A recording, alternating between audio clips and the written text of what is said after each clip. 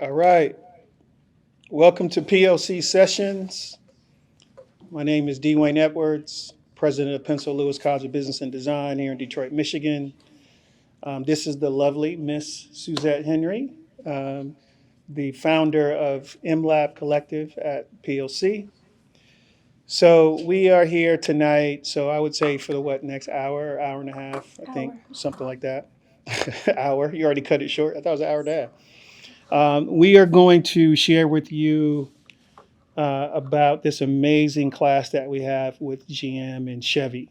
It is called Cars and Kicks. And what we'll do is kind of go back about 17 years and share with you some of our working relationship on this particular Air Jordan 21 that was also inspired by a vehicle.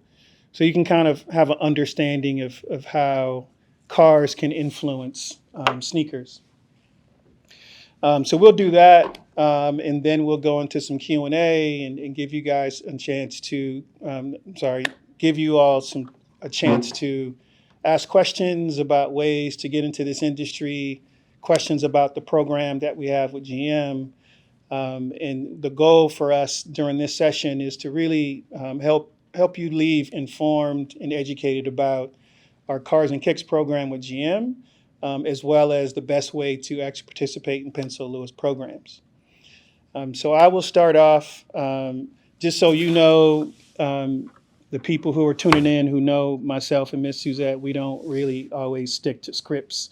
I have a piece of paper here, but might not always say everything that's on this piece of paper because we just talk. And we kind of reminisce about the things that we used to do in our former lives and how that informs how we teach and how we conduct the college today. Yes. So I'll start with what's crazy, Suzette, is remember years ago how we would always come to Detroit for the auto show, and it was always cold as heck out here In January. in January, 30 below. schlepping through the snow. But I remember that. while we were in Jordan and at Nike, like we would always come to the auto show here every year, so we can see the latest and greatest of automobiles. And color materials. And well, that's part of the car, right? So we would always do that because we knew the future forward design of insights, color, materials, trim, stylings. We always looked to vehicles at that time because they were leading the way. It was one of our main sources of inspiration. But also it showed the correlation of those two industries. Yes, it showed the perfect marriage between the two worlds. And honestly, that was how the GM class came about. It was really working with the great people there, of just sharing how this culture of cars and kicks have always been there. It's always been a part of our culture, and we're trying to encapsulate that into an education process that really kind of gives people insights into how do you bridge your love for cars into your love for sneakers, and how those two things could actually translate into employment, right? So you can buy both cars and sneakers, right? So first, this GM class. What we're doing with GM, this Cars and Kicks program, it's 5 weeks here in Detroit. GM is footing the bill for all of it. So you guys don't have to pay a thing. All you got to do is pay your way here. Well, first you got to get accepted into the class. I'm sorry, I'm skipping ahead. But yes, once you do get accepted, then you come in and you learn from some of the best minds in this industry, from, like I said, Miss Suzette Henry, E. Scott Morris, Sam Ryan. We have a host of other professionals that are here to help guide you. What's special about this class, I think, for me, is my connection to vehicles and cars, but I think our natural organic connection to GM, right, and how great they've been to us. I mean, they were there on day one when we were at the press conference in October of 21 to announce the college was coming back. And from that day forward, they've been amazing partners for us. And when we came up with this concept of how we're going to create a class that kind of marries their world and our world, this is how we came about it. But the beauty of, I know for you in this class, is the sustainability part of what we're going to focus in on. Do you want to share a little bit about the sustainability side of what you want to expect that you want to instill into the students in this program? Well, I think the biggest conversation obviously is around not just footwear or apparel brands want to have a voice in sustainability, but also where automotive Yep. is taking responsibility with sustainability, and can you even do that, outside of a e-car, right? But Mhm. there are ways that you can incorporate that, and you can take learnings from other industries, but specifically automotive, and incorporate those learnings into the types of materials you use, the types, how you're utilizing waste, how you're saving on transportation, not just the materials, but even in the entire design process. And I think what we want to do is to make sure that we're showing how those two industries Mhm. actually drive that conversation about what does sustainability look like in 25 years, and how can you actually be accountable, not just through design, but through the best practices, daily practices in the design process, and then create an amazing design, an amazing color and material palette that is grounded in a sustainable ID. So Okay. that's what we want to do. And so we are for you don't know, we're sitting in the M Lab at PLC. Which is amazing, by the Yes, way. this is the first time people from the outside get a chance to see what's going on a little bit. We haven't even started decorating yet, but we're gonna get there. But it still looks beautiful, though. Beautiful. Can't believe you used the word decorate. Well, what word would you use? I mean, I'm a dude, right? So we just use normal words like decorate. Like, what's your word for decorate? Ambiance. It has its See? own color Okay. and material. I don't know how to Ambiance. spell ambiance. I'm gonna stick with decorate. Okay. Starts with a D and the E. Does it? Yes, it does. All right. In your world. So, so in this class, what's great is GM is going to reward one of the more outstanding students an actual internship to be Very exciting. a GM intern for the summer. You get to see their amazing facilities. We've both been there. It's kind of Disneyland for cars, which is beautiful. That's only one of the benefits of being here, part of this class, and working with GM and us to make this class come to life. We'll share more about the class in a second. But what we do want to share with you is our experience working in the industry and working on a shoe that was inspired by a car. So we got a couple decades of work history together. We don't always get along, but we have great Not before 9 conversations. a.m. we do not, that is for Yes, sure. yeah. But we end up making it work, right? Yes, It ends up we do. working. Yes. So I want to share. We're going to go backwards. Can you believe? First of all, it's been 17 years. That's the first thing. That's kind of crazy. 17 years ago, remember we went to Santa Barbara. We went to the Bacara Resort in Santa Barbara. If you guys have never been to the Bacara in Santa Barbara, it's an amazing 5-star resort that Jordan likes to stay, MJ likes to stay at, and other rich people. Affluent. Yes, see, another big word. I'll keep it simple. But it really set the tone, though, for the conversation because we went there just to share with him, get his perspective and get his insights on what he wanted the Air Jordan 21 to look like. For that season. That season. Right. And so we're there at this beautiful resort, and he walks in and tells us he bought 2 of these cars, and he was the first person in America to have 2 Bentley GT Continentals, and he was in love with this car, and he was like, I want that shoe to be based on that car. Yeah. What was your first response to him giving us that directive? Ultimate luxury. Yep. Okay. Yeah, that unattainable luxury. That was my first. All right. My first Well, reaction. My first reaction is I want to drive the car. Okay. So, but it was just like other Jordans. For those of you who've followed the brand for years, they've all had different points of insight, different points of inspiration from animals to cars to planes, multiple sources of inspiration. This one was different though. It was different because it was one of the first times that MJ was really directive on we should do this.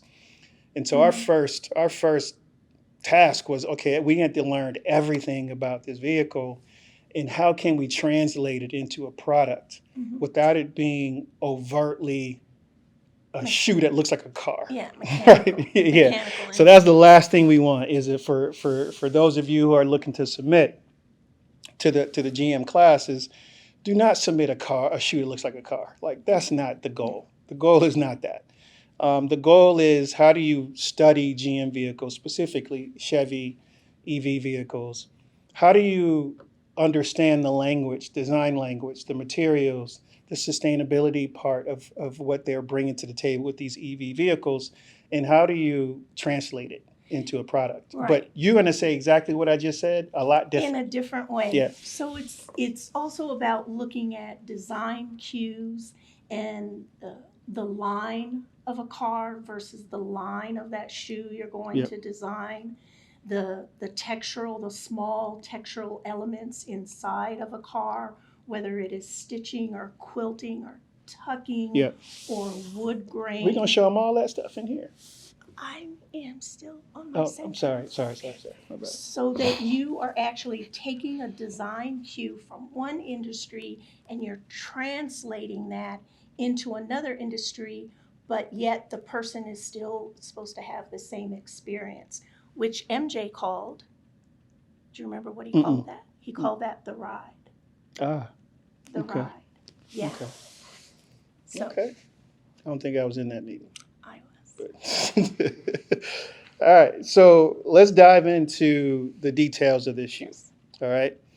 So as the lead designer for the project, ton of pressure because I grew up as a fan of the Jordan brand, and to be able to now officially have the keys to lead a project, it was a ton of pressure to put on one person. But we had an amazing team.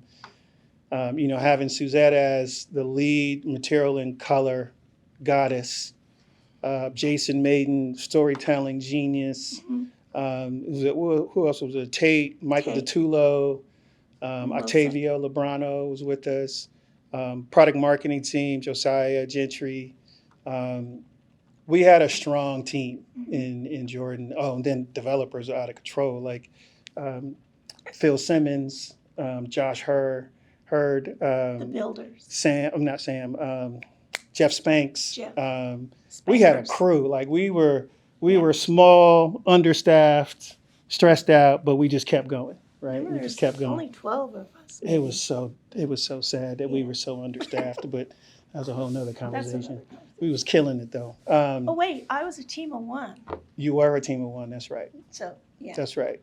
But you held it down for yourself and us, which was great. thank you. So as a designer, my job and the team's job is to create a product and have a vision of what we would like to share with Suzette from an insight perspective. So we knew we had the inspiration. The main inspiration was there.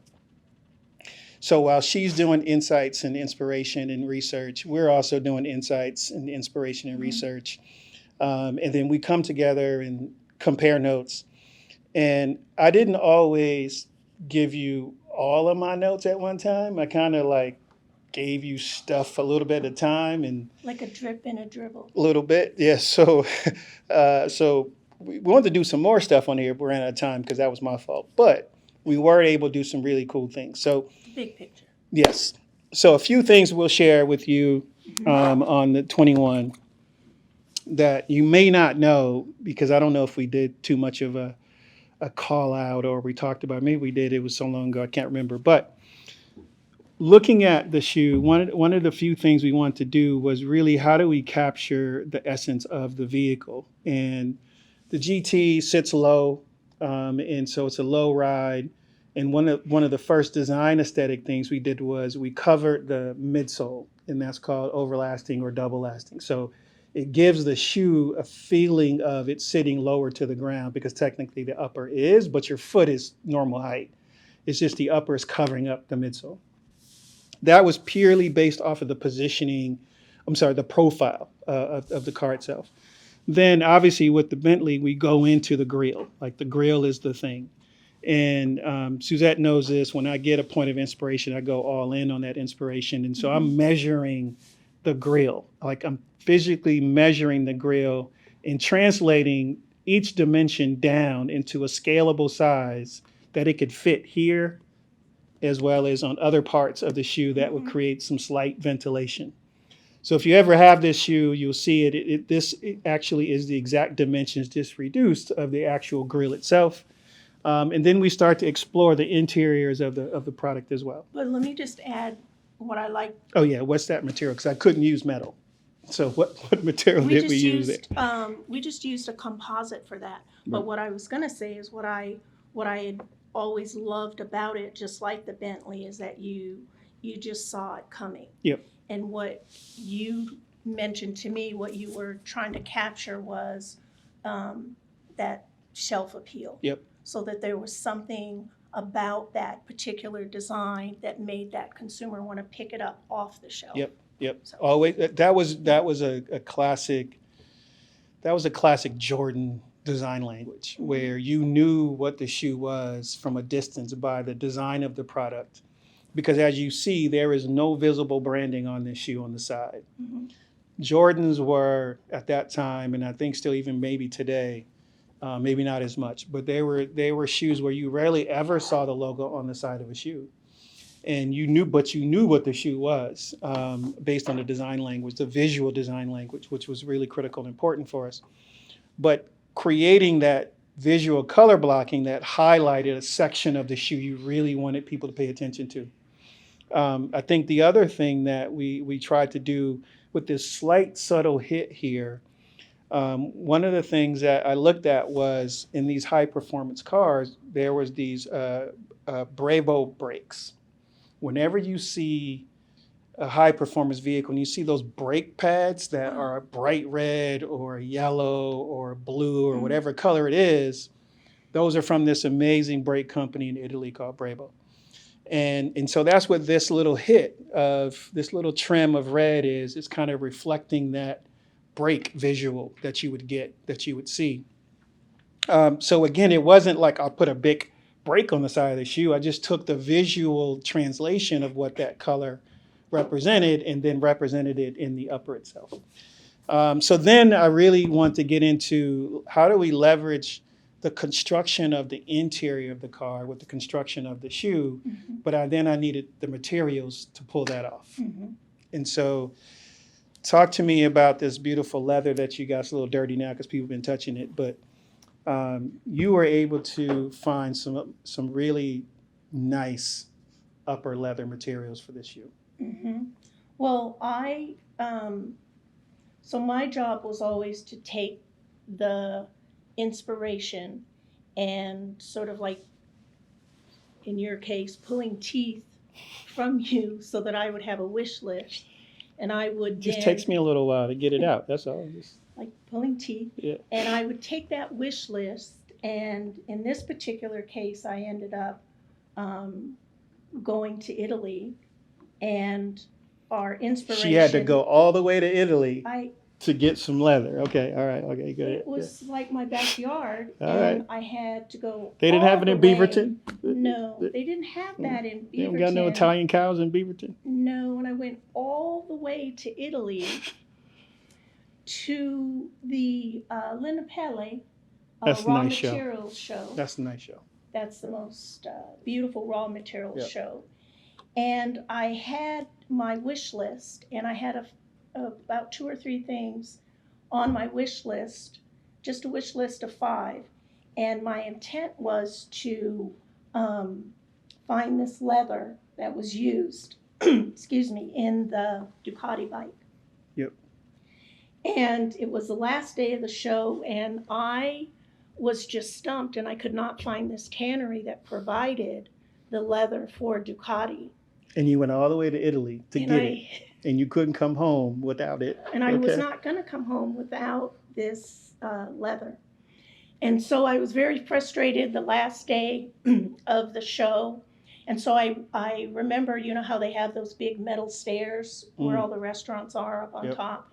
And so I go up there just to kind of catch my breath and collect myself, thinking, how am I going to go back? And I don't have the sexy leather. And I end up just kind of gathering my notes, thinking, I've got to figure this out. And I end up going down the stairs, and I tripped into this amazing, beautiful Italian man. Oh, you tripped into him. Okay. Yeah. All right. Okay. Literally. Yeah. See, we can't get away with tripping into a woman. Like that's a But it little, was especially It was now. a different time. That was 17 then. years ago. There was no Me Yes. Too 17 years No, ago. we Okay. didn't have Me Too. All We right. just had, he just had me. Okay. There. All right. Okay. And All as right. I was gathering myself, oh, mia scusa. Oh, you know? oh, you dropped some Italian on him. Okay. Just a little. Okay. I ended up thanking him for catching me just because I kind of tripped down the stairs. Mm. And right in front of me was the Ducati red suede That you've been looking for the whole tannery time. that I was looking for the entire time. It was like kismet. Sure. No, really, it was meant to be that way. And so I go around the corner and I introduce myself with my, with my Jordan business cards, and That gets you into a lot of doors. got me into many doors. Yep. And one thing led to another, and I ended up talking to the owner of the tannery and explained to him a little of the background of what we were trying to do with this luxury performance basketball shoe. And they, needless to say, some beautiful Parma cheese and some Prosecco later. Yeah, I had some swatches. Yeah. And you remember, I came back and showed you those swatches in, I think, 3 different colors. Mm-hmm. Midnight Navy, Yep. the black, and the Ducati red. Do you remember that? I do remember. We used 2 of the 3. We didn't do the midnight. We only needed the red, really. Really only needed the red. Yeah. We needed the red just because your design was so minimalistic. And I have to say, this is the only time that you actually let the materials influence your design, because I promised you I was going to come back with the leather. Yep. Right? Yeah, you did. I mean, every time I asked you for something, you delivered. Every time. Well, why are you saying that now? You never said that back then. Well, better late than never, but we always. Okay. I said thank you. This was one of my favorite projects, and I have to say J. May's shoe, which I don't remember what number that was, because the design was 2009. So quiet. Yep. Right? Yep. And what I liked about it was not only in the nap of the suede do you get to really take in the lines of the design, but also in the pebble of the leather. It doesn't lose anything in the translation between 2 completely different types of leather, and that's what I really appreciated about it. Well, you delivered. Sorry you had to trip into some Italian dude to get it, but glad you did that. Hopefully treated you to some dinner, but that's not my business. That's another show. Another story. So that's only one thing that I asked for that you delivered on. There's another one I'll save to the end. But the other key components that I want to pull out of this shoe is like, how can I leverage, again, the interior design of the shoe itself? Mm-hmm. So if you look at the shoe, this shoe actually has a single stitch. Most basketball shoes have double stitches. Mm-hmm. And I wanted to construct the shoe exactly the way the steering wheel was constructed in the vehicle. As well as the way the seats were constructed in the vehicle.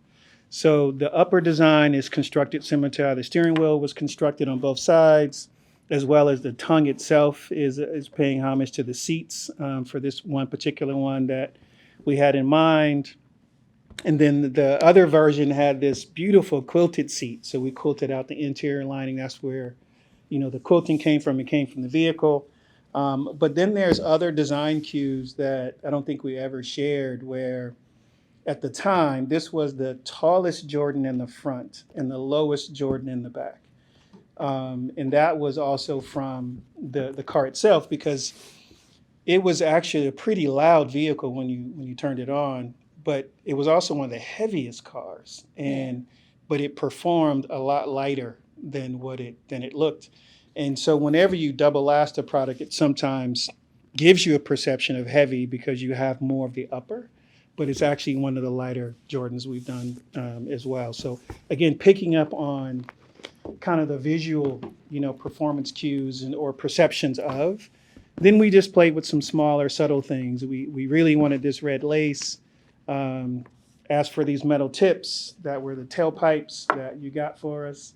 But also not just the metal tips, but it's that when you're lacing that product, you get this sense of this value in the Yeah. laces. Most product, especially basketball product, and this is something that you had taught me when I came over into footwear, is that you really don't put a lot of money into laces or the tongue unless there's a special story there. But when you're lacing that product, you just get this sense of luxury. And so it wasn't a throwaway on the lace, No. and that's what I really appreciated. Yeah, no, we looked at every part, and how can we make every part special? Because we know at that time, kids were going into stores, and when you walk into a store and you pick up a shoe, like you give this 360 kind of thing, like this is the habit that you have when you're in the store. So we want to make sure every angle you had something to discover. Um, and the laces, the red part, and this was during the time we did this Jordan DNA campaign, and I know this now. I wish we would have trademarked it back then. You know that site 23andMe? Yeah. So when we did this, I remember it was me and Jason. We were Jason Maiden. We were geeking out on the DNA, and then we started to study DNA. And you only have 23 strands of DNA, and so 23, obviously, as you know, is a Jordan number, right? Yes. So we were like, oh, there's a connection there. Yeah. So that 23andMe came from the fact that there's 23 DNA strands in every human. And so that led us down this road of okay, we need to find out which Jordan athletes have the most DNA of MJ, and ended up being Derek Jeter, actually. But Jason, he did a few things on this project. He created the DNA strand traction for this shoe. Little subtle hits of just storytelling that as a brand language, but how it can translate it into a performance element. And that was one of the special things here, as well as the IPS system, which is kind of built off, it's called Independent Podular System, I believe, which is also built off of a car suspension that we did. But I won't go into all the other details, but the beauty of what we tried to do during that time was really make sure that we didn't shortchange the design. We didn't shortchange on materials. We didn't shortchange on design. We didn't shortchange on details. We had our battles with development to squeeze out margin, but we always maintain the fact that there's a level of pride and detail and expectations that consumers always have with Jordan product. Now, this is just one of many Jordans that we've worked on together and things that you've done with Jordan as it pertains to materials. What would you say is the one Jordan that probably had the greatest material story besides tripping into people? The most compelling material story? Well, she's up there as far as being one of my favorite projects. The other one was we're working with J. May on I think that was a 2009, I think. Yeah, I think it was a 9. I don't know the numbers. I just know the years. And that was his first signature That was his shoe. first signature shoe. Yeah. It was based off of, I believe, fencing. Yeah. And archery. Yeah. Yeah. And I think that one was my favorite. Oh yeah, that had the layered they're material. layered colors. Yep.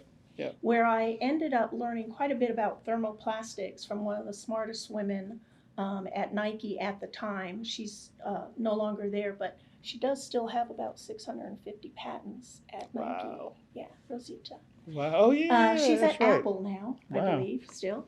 And I ended up basically designing the tooling to where we had a gate, which is where the color enters, and I did multiple colors I remember that. in that midsole, Yeah. and each one was different. Yeah. Remember? Yeah. And it was like a snowflake. That was the beauty of that one of the Yeah. beauties of that design was Yeah. everyone was random. Everyone Yeah. had its own unique DNA. Yeah. And I ended up falling in love actually with thermoplastics then. I'm not a thermoplastics engineer, but it was just nice to know that as a material designer, I didn't have to concentrate just on the upper Yeah. materials like we normally do. I actually got to design something below the upper, Yeah. the midsole and the tooling. And it just taught me a lot about materials, but as far as just pushing myself. Yeah. And that was also one of my favorite projects, working with J May. I mean, well. that also dovetails into even the automotive side on the hard goods side, right? So Yeah. the upper is soft, but I think that's the other connecting thread is like we deal with soft goods on the upper, harder goods from a shank and Mhm. stability point of view, carbon fiber, TPUs. rubber. Mhm. I mean, it's almost like sneakers, some of them have pretty much all the same materials as cars, depending on the style.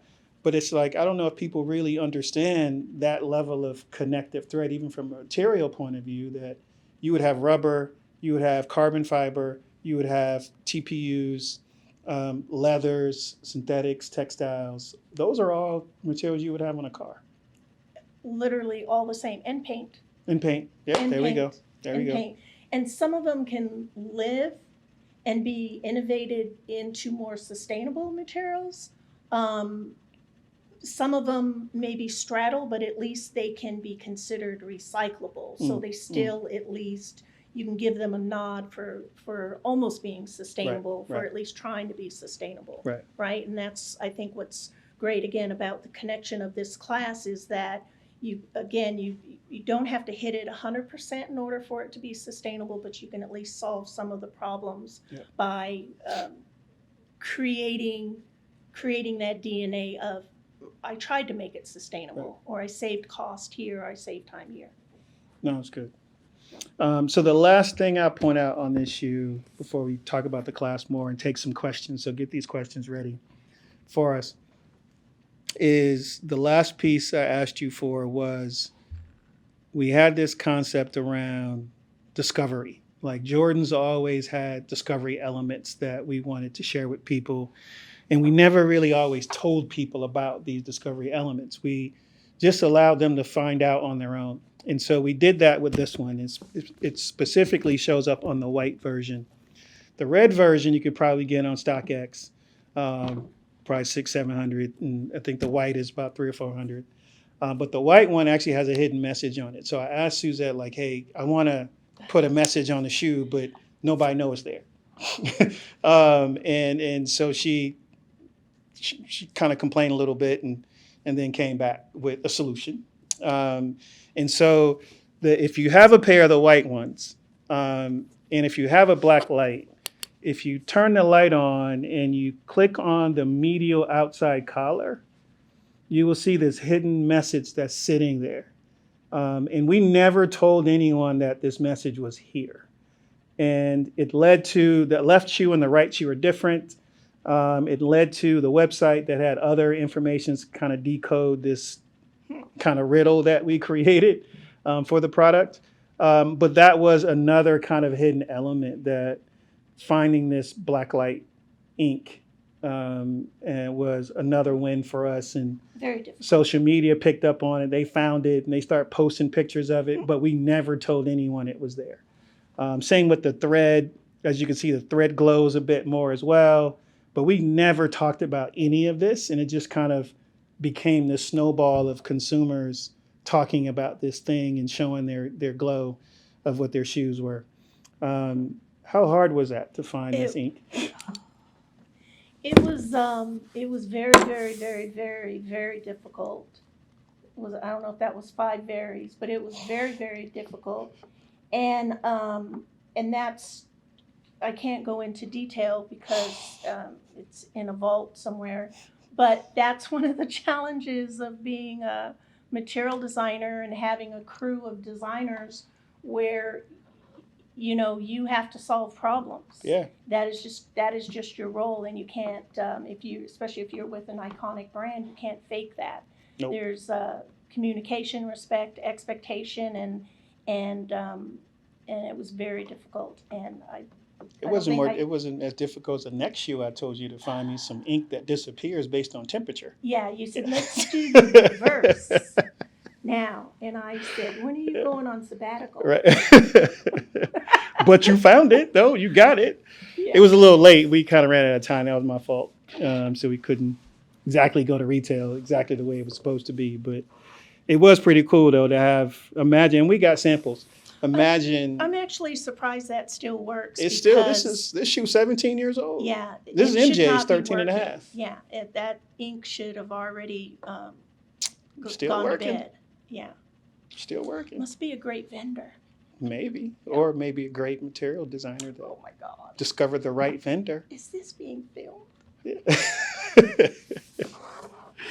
All right. So that's a little bit of car and sneaker talk about how, you know, there's other examples from other brands that have used cars as design inspiration for sneakers. Sometimes it gets really bad, and I won't mention what brand it is and what car company it is. It's not GM or Chevy, but I think we sneaker people all know the real bad exercise of cars and sneakers. But hopefully we're able to shed some light on the parallels, and that's really the goal, is to share with you. Materials are very similar, the design process is similar, and they culturally connect and go together. Remember though when we went to Lamborghini and we found out Yeah. all of that, all those similarities in design language. Yeah, that's true. Right? Yeah. And it was a surprise, but it wasn't a surprise. Yeah. That we had so much in common, and that also we were very lean in our supplier chain, Yeah, even no, though it's that true. we were part of Nike, but we were very lean in our supplier chain, just like Lamborghini. Just because you're big doesn't mean you have to, right? No, it's true. It worked. It's a nice way of saying we had a lesser budget than Nike. Okay, that's all right.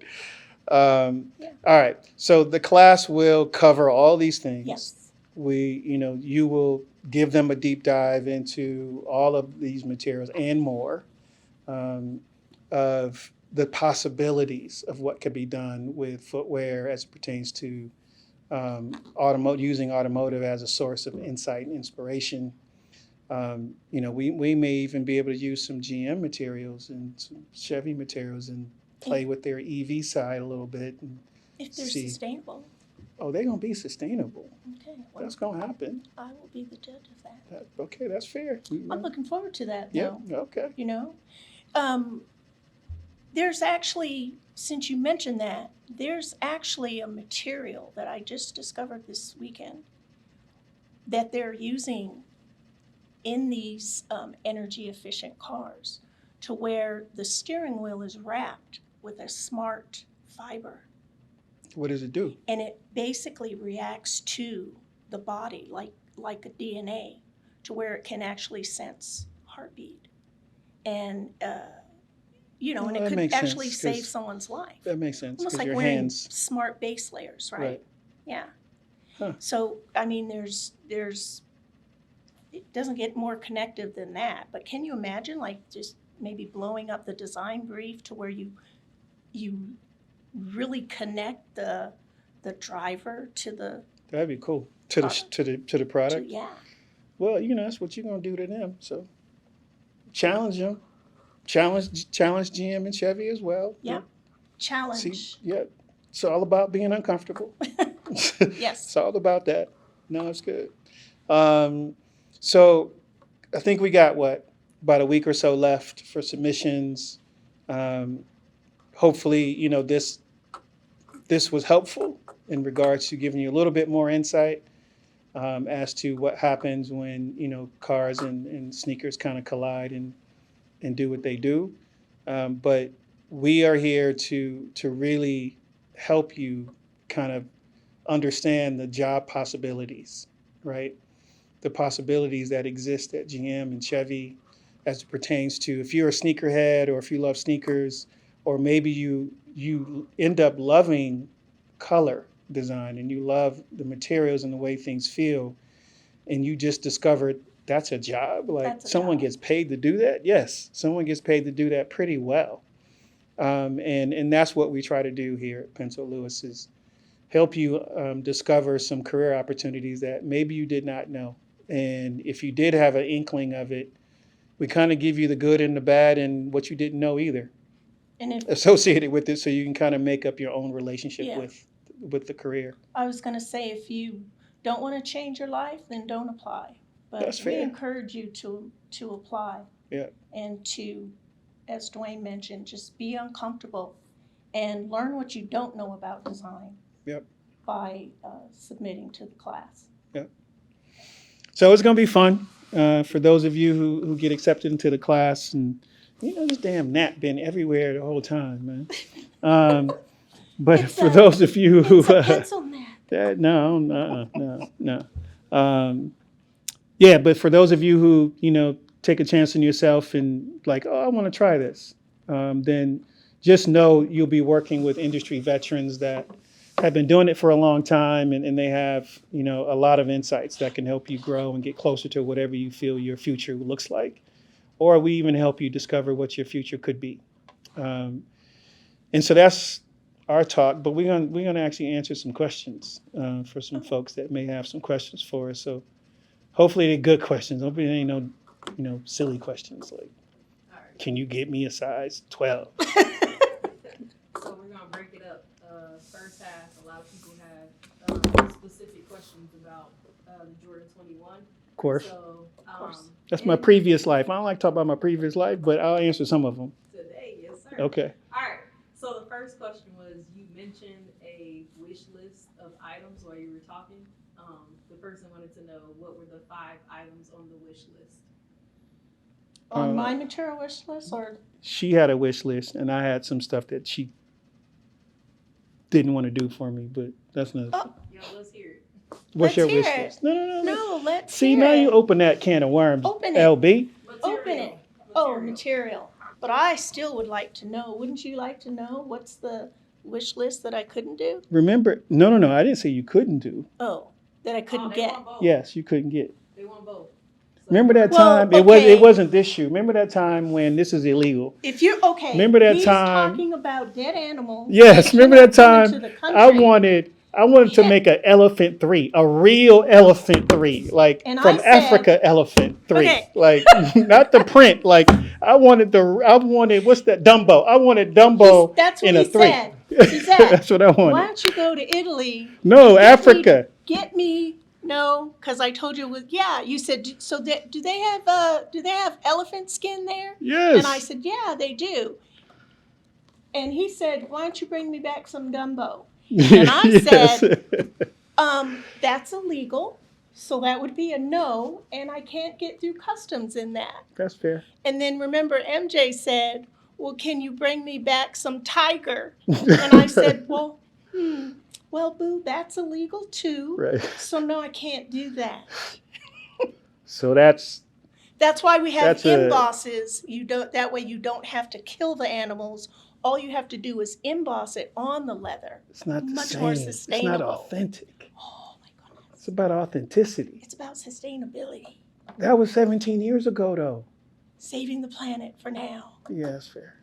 Okay, so my wish list of materials was the Ducati suede, a really nice, a newer lace. I was trying to look for a unique lace that didn't slip, just to have in our back pocket, and if it worked for this particular design, it did. Also, for context, MJ rode motorcycles, Yes, and he only rode Ducatis. only rode Ducatis. Yep.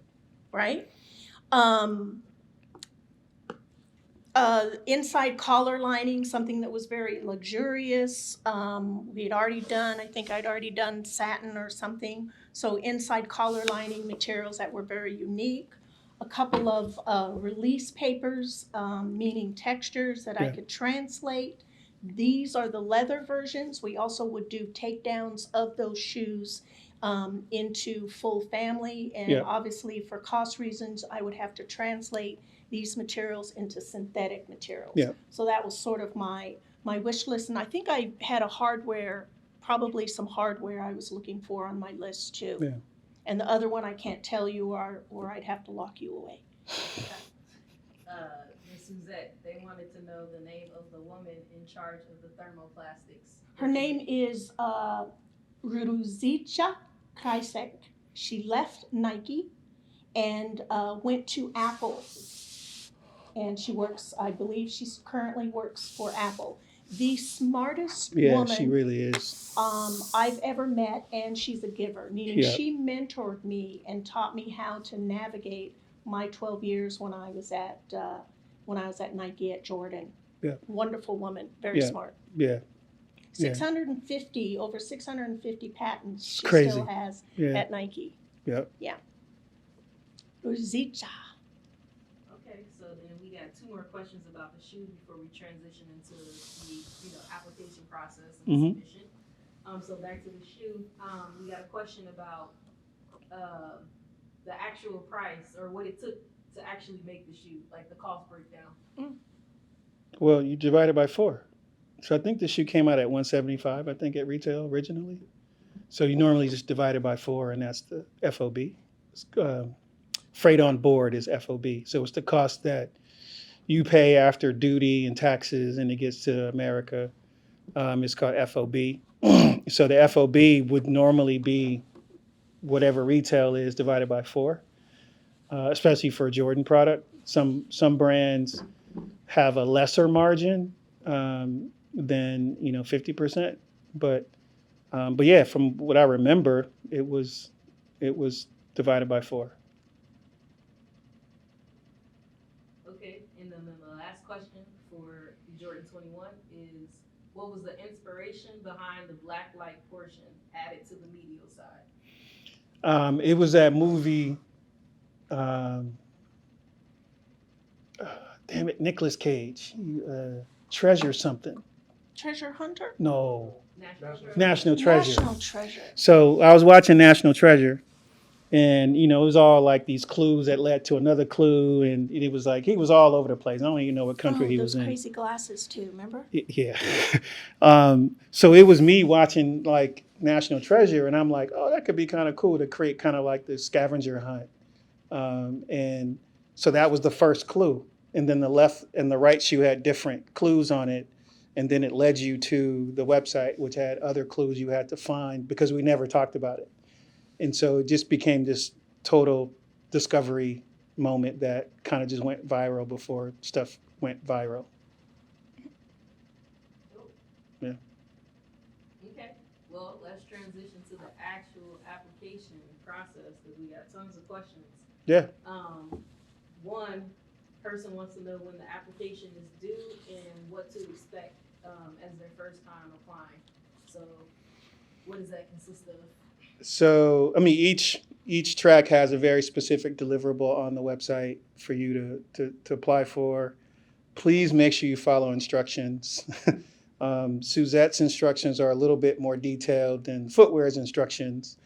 Footwear's instructions is literally one sentence. Suzette's, I think, is multiple sentences, which is considered a paragraph. And you cannot use a shoe also by telling a story. So yes, you absolutely Yes. should follow directions. Following directions is everything in Yes, the it is, process. actually. It tells us more than you think it does. Yep. It tells us you don't follow directions, and it tells us you don't read. Yep, and it tells us what type of student you'll be if you get here. But it's all pretty self-explanatory on the site. I think what to expect is, honestly, we get the submissions, and we watch the videos, we do an edit, and then we would show it to GM, and GM decides who they would want to select for the program. All we do is really vet them out, so we don't, because sometimes we get random submissions. And so we just want to make sure that, we serve up quality opportunities to the GM team so they can make a decision on who to accept into the program. Okay. The next question is really about translating that inspiration into design. So this is kind of two questions in one. The first question was, how literal should we be in the design? And then the second part of the question was, how did you and other designers you work with go about applying inspiration from vehicles without literally implementing the components? Well, I just talked to you about one of them. But from a submission point of view, when I was looking at submissions, I never really judged anyone based on the design that they submitted. My focus was always the actual process of how you did it. So your proportions and shape. All too often, people draw shoes and they forget a foot has to go in it. Mhm. And so I'm drawn to, does it have the right proportion and shape, right? And if you're not familiar with proportion and shape, just sit a shoe in front of you and you could put like anything to prop it up. So you have this direct line of sight, and then you just draw it based on what you see. And you have to work on that hand-eye coordination. So for me, it's really about, scale and proportion and shape. It's not really about the design of what it looks like, because that's subjective. And I don't want to base my opinion of an entry based on a subjective thought of, is that good or bad design? And then we look at construction, and if you understand how parts go together, if you're not familiar with, how things go together, just study the shoes you have in your closet, right? Again, just prop it up right in front of you and just try to emulate the things that you physically see. Okay, that leads into the very next question, which is how are applicants judged on hand rendering? Is hand rendering more important than proportions? And No. also, how many views of the design are they expected to show? Again, read, okay? If you read, and I just told you, I'm focused on proportions, not rendering. You can render a turd, like it could be ugly, and you can render it look beautiful, but it's still ugly underneath the render. I'm not focused on the render, and nor should you. If it doesn't look proportionately accurate, it doesn't matter if you add color and you do all these other things, it's still going to be bad from a proportion point of view. So my suggestion is practice the proportion and shape over and over and over and over again, and show it to people so they can give you a bit more insight. Does that look like the picture that I'm drawing? Does it look like the shoe that I'm working on? So I'm not big on someone having beautiful rendering skills and they can't draw. Okay. Another question just came in. What separates a candidate who has great work but does not get accepted from a candidate who does? So the word great work is their opinion of what great work is, right? So Yeah. that's also subjective. That was Yeah, so my work's great. yeah, who told you it was great? Yeah. Like if hopefully if you have access to a professional, ask them, what do they think of your work? A professional. Well, let me reframe it this way, right?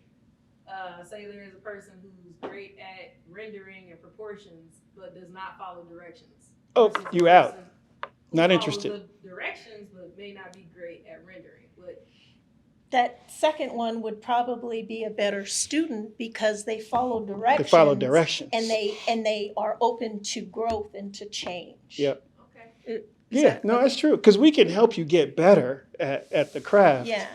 But we just need something to work with. But fundamentally, it's just paying attention.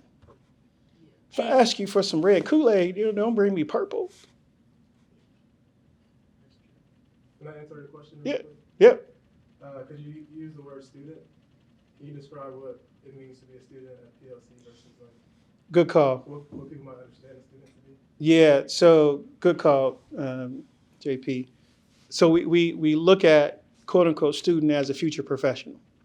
And that's why the following directions part is important, is because in order to be an effective future professional, you have to listen and translate what you heard into actions. And that's a big part of what we try to help you understand. And that's why we're harping on this following directions and reading part, is that those are those soft skills that you don't necessarily always get unless you're in a work environment. And so what we try to do is create that work environment. Mhm. So we hold you accountable for those soft skills. And if you need help developing those soft skills, we'll help you develop those soft skills. Don't think you'll come here thinking you're going to draw all day or pick materials all day. You're going to learn everything about those materials. You're going to learn where it came from. You're going to learn getting the elephant over in the United States is not legal. You're going to learn all these things that you need to remember so you don't do what I try to do is get some illegal materials and get Suzette arrested. That's about paying attention. And so we're joking, but I'm serious. Yes, and also, it's what you're showing by showing up professionally, Yeah. listening and following directions, is you're actually showing us very early, because it is, the classes are interview sessions. They're 5-week It's a interview 5-week interview. Yeah, it's a Yep. 5-week interview session. But what you're showing us and then your future brand is how you would fit into that particular category, how you would fit into that brand. And that's what being a good student is, a great student is. Yep. And we're serious even about the 5-week interview piece. Yeah. GM has laid out a really robust schedule of engagement, right? Like almost every other day, there's someone from GM's going to be here or virtually. You'll have an opportunity to go to the offices and get a tour of the things that they can show you, right? But the level of commitment and engagement that GM is going to bring to you, this is as close to working at that organization that you'll ever get, besides working at that organization. And every step of the way, they'll be paying attention to, your questions, your mannerisms, how you carry yourself.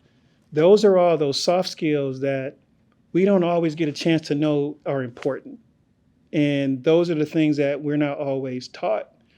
And those are the things that prevent us from moving forward in our lives with valuable opportunities, because they're perception things that people look at you and tell versus physically telling you to do certain things. So that's why we're harping on those things. Design is not just about being a prolific designer and a sketcher of things. It's how are you a thinker? How are you a problem solver? How are you carrying yourself? How are you communicating? All those things matter in these days and times, because the brands that are looking to employ you, they're looking at all of those things. And the gift that we provide GM is we give you access to the whole person over those 5 weeks versus a quick interview. And you're on your best behavior for an interview, right? You don't show up late. Well, some people show up late, but you don't show up late for interviews, and you're on your best behavior. Your real self is going to show up. And when your real self shows up, we're here to help correct that. So when it's time for GM to come, you're now sitting upright, you're more professional, you're going to be way more memorable that way about your behavior. And then the design piece, they're like, oh, And the okay. skill. Then the skill. I think these next two questions are actually for Miss Suzette. Good. I'm tired of talking. And then the last one is for the both of you. So for the next two, what defines true sustainability in your opinion? Ooh, that's as a big one. opposed to something like greenwashing. Ooh, they threw out a term. What's the question? So how do you define true sustainability Personally. as opposed to something like greenwashing? I'll just answer it in general terms. Sustainability is saving time, Mhm. saving cost. It is saving the planet, saving where we live, saving animals. It is a thoughtful 360 point of view. It's not something that you can fake by saying, oh, I'm just going to use this recycled polyester in 2023 and I'm a sustainable brand. No, you can't show up like that. You can no longer show up like that because of social media and the brands and people are watching. Mhm. So that is sustainability to me. There's a lot of answers for it, but that's what it is to me, is being very authentic and honest. Okay, the second question to you is, what would be the best advice for creatives applying for color and material design with little to no experience in the field, but they have a passion for it and want to enter the field full time? Passion Passion. and your natural instinct. If you show up and you have a natural instinct and you're using the word passion, that means that there is a thread of tactility somewhere in you, and you want to gravitate toward being open to learn about what is color, what's a color wheel, how do I use that, and how is that used in design, Mhm. and what is the difference between this material and this material. And you are showing an affinity to learn about it. No one's saying that you have to come in as a material designer, Right. as a senior color designer. No, it's just having an authentic yearning to learn, but also knowing you have an instinct for passion, of those things. Though that actually makes the best color and material designer. That makes the best designer. Yeah, it makes the best creative. Yeah. Yeah. Yeah. Passion is something we can't teach. Mhm. But it shows up. Shows up. Mhm. It shows up in that submission, actually. Okay, we get more questions. They want to know if both of you will be here during the 5 weeks for the GM class. Yeah. Yeah, I mean, I travel every once in a while, but yeah, I'll be here. yeah.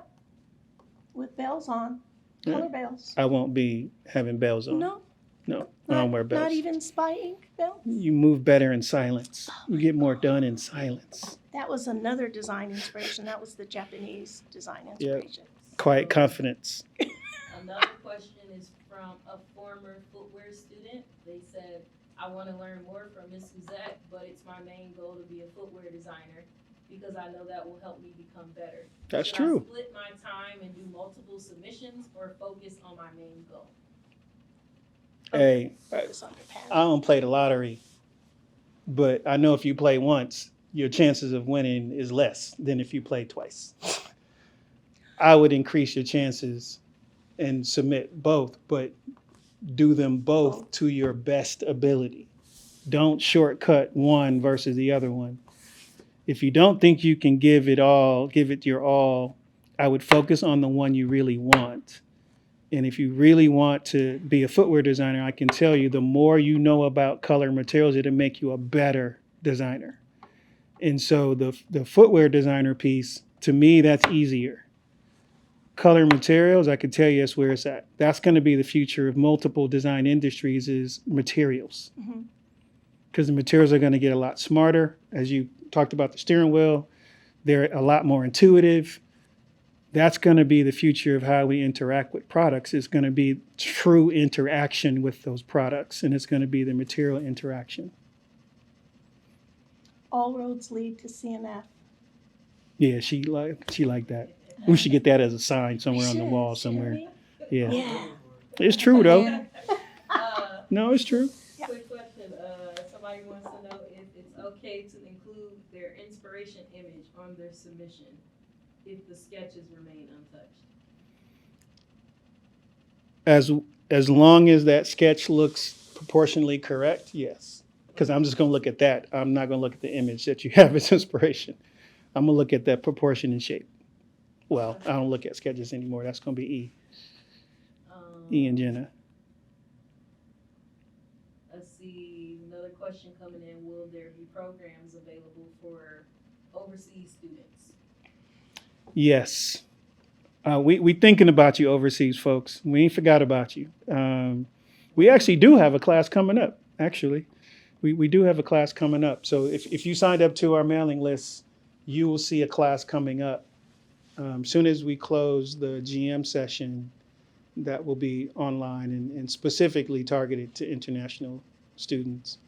I miss the days where we had like half the classes international students and half American students.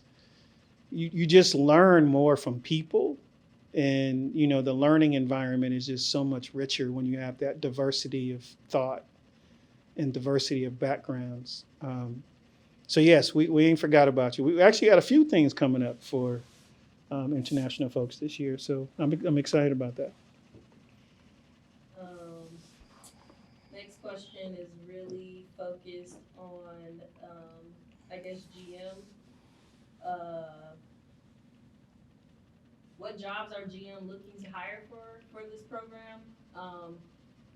Is there a summer internship in Detroit? Yes, there is a summer internship specifically for Pencil Lewis students from GM. The area focus is color materials, but at the end of the day, GM is looking for talent. And if that talent shows up in CM, or if that talent shows up on the footwear side, talent shows up and the person shows up. We've had several programs where the brand started off with only offering one internship opportunity, and 4 or 5 students left with internship opportunities because they showed up. Borrow Deion Sanders' quote, they showed up and showed out. Yeah. And let me just add to that, color material design roles are still today the fastest growing roles Agreed. in product creation, Agreed. Yep. period.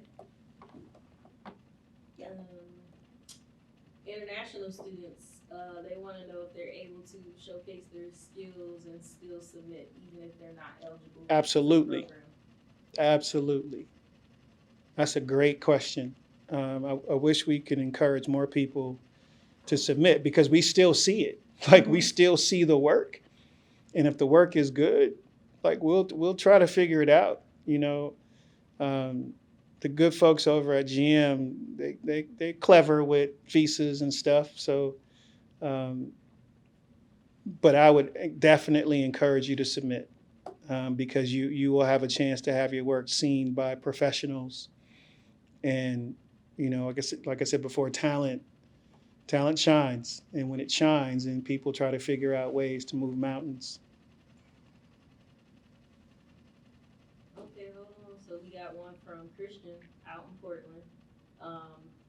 Question is, what was one of the most challenging variables both of you faced during your collaborative design process? And what did you do to improve and strengthen those collaborative skills? Talking to Suzette before 9 o'clock. Yep. That wasn't You know- challenging, that was dangerous Yeah. So, for you. yes. No, I mean, seriously, well, I am serious about that, Yeah. actually. But Yeah. but it is actually knowing your partners that you work with. Yeah. You know, knowing the behaviors, knowing what motivates them, what excites them, what doesn't.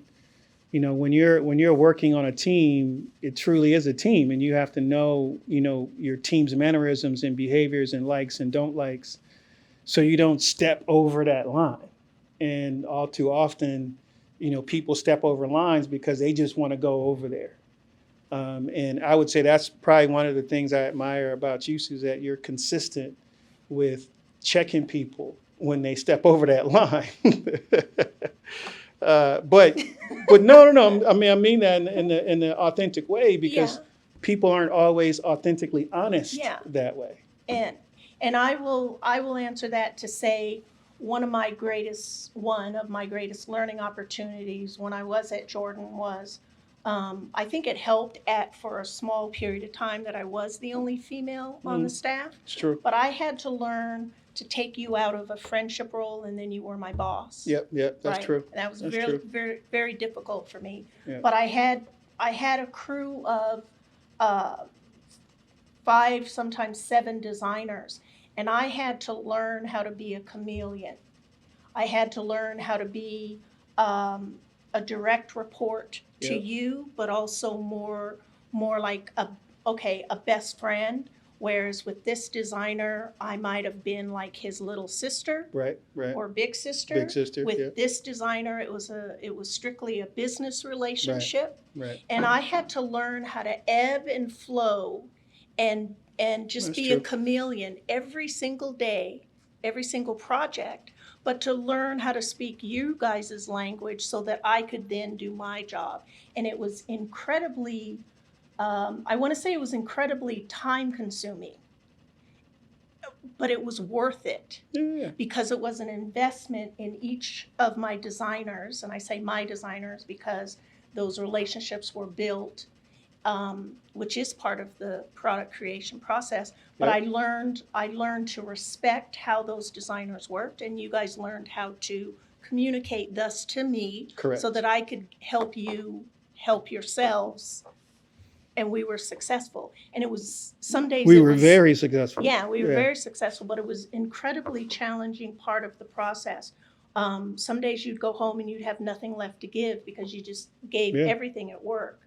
But it was rewarding to be able to say, I worked on that project, only because, just like the conversation we're having, and this is for all you budding color and material designers out there, no one ever says, oh, who's the color and material designer for that Right. shoe? It's I true. love that. It's They true. say, no, who's the designer for that shoe? Yep. Meaning we step back in a sense of satisfaction and glory, and it is not a glorified job, but there's a great deal of inner satisfaction from the relationships that you have, both with designers and with your vendors, material vendors, and a great deal of satisfaction in those projects, and Yep. being able to 17 years later look back and have you feel warm about it, and it's nostalgic, Yeah. right? Yeah, it was good. And you can't, It was hard work, but hard work, but yeah. you can't say that about a lot of roles and a lot Yeah. of jobs. That's So true. I hope that answers your question. A little Yeah. wordy, but no, it was great. I mean, because I think, and as a, I always tell students, the hard part is people. The easy part is the job. And if you can, I wouldn't say master the people part, but if you can humble yourself to understand that you're not going to always be right, and you have to compromise and communicate in a way that maybe you're not used to communicating, you'll get more if you're more open and humble and inviting and invite people in than trying to be a dictator. Yeah. You got to remember, no dictator ever died on their own. They were all killed. Like, so look in the history of dictatorship. yeah. They all ended bad. So it about doesn't to die. work to be a dictator. Yeah. Yeah. Oh, I'm watching this new show. Have you seen Hunters on Amazon? Oh yes. The Hunt for, I just started that. what's that dude who dropped out, who couldn't get into design school? Hitler. Yeah. Yeah, Hitler. Yeah. Hitler. Yeah. Yeah. Yeah. That's a great show. Yeah. Yes. Oh, good. It's very colorful. Yeah, it is. Yeah. Okay, we got two more questions before we wrap things up. This one's interesting. It's actually from Flavio. Flavio. Oh, yeah, it's morning time in Brazil. Oh, no, it's late in Brazil right now. Okay. What is your opinion on artificial intelligence? Love for the it. future of footwear and CM design? Do you see it through a more optimistic or pessimistic lens? Do you think we will be competing in the market with AI as well soon? No. I think it'll complement. AI doesn't have emotions. That's why it's That's called the separation. artificial. Yeah, right. Yeah, I guess so. Yeah. Yeah, that's a good point. That's why it's called- But it doesn't, I think that's the separator, is there's no emotion. And I think people underestimate how emotions impact results. I know MIT has a study where they've been trying to reproduce creativity, and they're able to do it through a technical approach, but predicting trends and doing things that people will like. They can get it based off of data, right? But it never truly emotionally connects to consumers. And so I think the emotion part, but to your point, Suzette, that's why it's called artificial. I think that's the separation where humans will always have a job, but everything else, we're gonna lose our job. Yeah, it's meant. Yeah, Yeah, we out. We're out. We gone. Yeah, but it's we out. meant to solve problems Yes. or save a lot of time. But at the same time, if you're talking about artificial intelligence when it comes to artwork and creative writing and all that, because I just saw that show on CBS Sunday Morning, which was my favorite show in the morning because I always have this design element to story. And, you know, a lot of artificial intelligence can be contrived when you're trying to execute that in design Yeah, or in sure. artwork. It just doesn't have that sus, right? Yeah. So I agree. Yeah. It's definitely the future for a lot of industries as it pertains to things that are redundant. I Yeah. think. I remember this guy. He was in Portland with us, and he makes these robots. And he was telling me he has a pumpkin carving business. So he carves pumpkins with his robots for like 2 months out the year, and it pays for the entire year. He just programs the pumpkins and bounces, and then he comes back. Pumpkins done. He delivered the pumpkins. Robot. Yep. So if y'all in the pumpkin carving business, your career's over. Another question, will there be opportunities to network with professions and companies outside of GM? When you're here in Detroit? Yeah. I mean, if you could do whatever you want in your free time when you're not here, but you're gonna be working a lot. So you have to, master time management. Well, yes, too, because you're constantly touring and we're always, You're gonna be busy. yeah. But it's good busy because you're actually networking and connecting with folks at GM. Yeah. But what you do in your spare time is your time. It's up to you to properly manage what you do. And here. that's what LinkedIn is for, Sure. right? I mean, you're not here to sit in a GM class and And then go talk to other people. go talk to board. And then, let's see, they want to learn a little bit more about the other instructors, E. Scott and Sam. Sounds like they have a ton of experience. I don't know if you guys can briefly just talk about what E does, what Sam does. Yep. They do have a ton of experience. So Suzette and I, we worked at Nike together with the other two guys too. So E is a 30 plus year veteran of the footwear industry, absolutely loves drawing and sketching. And, E is one of those folks where you want to be around because when you leave, you're better in those conversations. He's an energy giver. And you want to be in these rooms when you're around people who are energy givers instead of energy takers. But mad skills, authentic hand. But as great as he is as a sketcher and as a designer, he's an amazing human in person as well. Super outgoing. Sam is kind of the different side. Sam is more of a quiet assassin, right? So he's quiet, mad skills, super knowledgeable on the apparel and accessory side. And marketing. Yep, and the marketing side, structure side. He really helps you become better people as well. But Sam and I worked together in Jordan. I was on the footwear side. He was on the apparel side.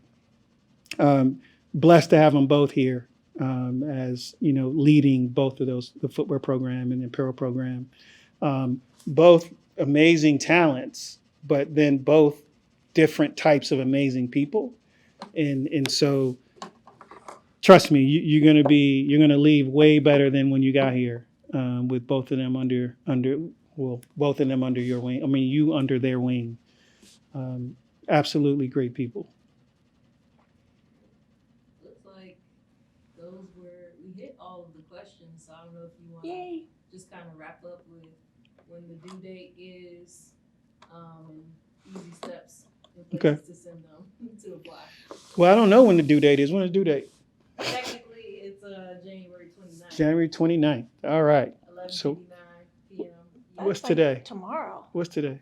23rd? 23rd. Oh, 23rd? So what's that, 6 days? That's plenty of time. Plenty of time. No, I would say, take a chance on yourself. All too often, I think we end up talking ourselves out of stuff before we even make an effort to try to do something. You have nothing to lose and everything to gain. And give it a shot. Even if you can't make the class because of whatever going on in your life, still apply and submit.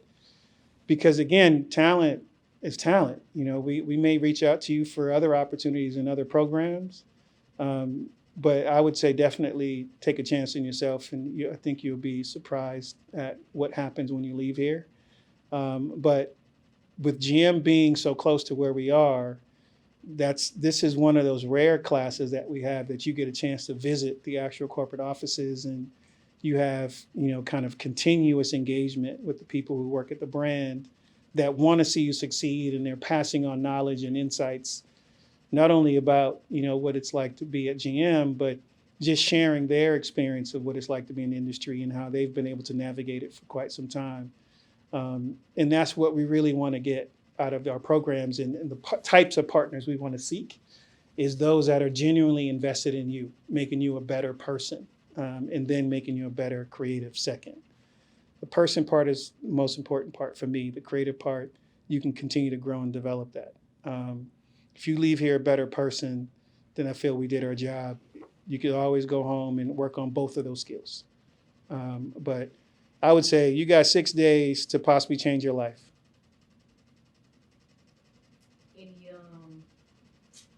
I'm surprised nobody asked this question, but any tips you would give folks for the video portion of the application? Yes. Please turn the light on when you create a video. And here's another one. Please don't give us a side profile when you're creating a video or have distracting birds in the background. It's very unprofessional. Is that unprofessional? I guess it is, yes. Yeah. I'm just being honest. Those are the videos. After 1 second, I've moved on. And you don't want to be that person. The whole point of the video is that layer we talked about, showing us how you show up, being a professional. And if you're trying to give us a window into you, then please take my words to heart, because those will not be successful videos.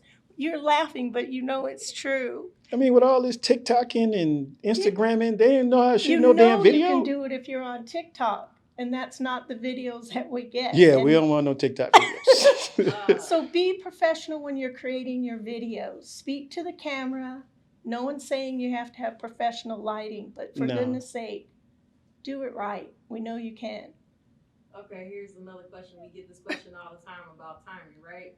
They want to know if they can go over a minute, but my question to you is, we already how answered long are y'all that. listening? No, Exactly. How long are y'all listening for? I usually am listening for the first 5 seconds, and if I don't hear the word color or materials, you've broken my heart. You've broken my heart. And then the second part of that answer is, you're asking how much over can we go over a minute? You're not following directions now, are you? Mm-hmm. Right. Okay, they're already trying to break rules. They're already, so you just answered your own question. But Next. then also, in all honesty, what'd you say? I said next, Oh, right? damn. Yeah. That's true, though. Like, it's true. If you need, some people are long-winded, right? I'm long-winded. But just in life, there's this thing called the elevator test is real. There. Please say that. And if you haven't heard about it, look it up on YouTube or wherever y'all find information. You may be in a place with a person that you really want to talk to and share something with them, but you have about 30 seconds to do so. You have to start to practice and master that art of getting something out in a short period of time that gives people some information that makes them want to get another 30 seconds. Otherwise? The door is closed. They done got off at their floor, and you still talking, and they out. And they're out. They're down on another floor talking to somebody else. Right. But that is real, though. Yeah. It is very real, Very real. of how do you properly master an elevator pitch, and that's just, how do you give them enough to make them want more? To make them want more. And it doesn't have to be overly produced either. No, not at all. We're not going to give you extra points if you got graphics and fading out. I mean, JP might, but I'm like, I just want to hear and see what's going on. I don't need to see all that. But if that's authentically how you want to represent yourself, do it, though, right? Just don't do a profile. It's about how you authentically want to represent yourself. Well, it looks like y'all Okay. Good. Last remarks before we shut it down? I can go eat lunch at 8 o'clock. At 8 o'clock. Yeah. No, I mean, That was I good. would say you can go first and I can close, or you want me to? No, I think go? I've said everything. Okay. Well, I You want to go. say thank you to GM because little did we know coming to Detroit's auto show every year for Yeah. like 10 years would lead us back to Detroit permanently, to really give this institution an opportunity to restart, as Nikki would say, give this opportunity to restart. And it takes solid and great partners like GM to believe in that we can help them grow and develop their organization and people within their organization. If it wasn't for GM and the other great partners that we have, we wouldn't be here. And that's a very real comment. And they're actually providing free education for you guys as well, which has been something that I've been harping on for a long time. And ever since Pencil has started 13 years, that's been one of our missions, is how do we reach people that possibly can't afford to be properly educated and give them a chance to be seen and discovered and developed. And this class is another example of us being able to do that, and being able to do that with GM. That's a good thing. Super excited. Super excited. That's all I got. Well, all right, folks. That's it. Thank you, guys. All right. Thank you.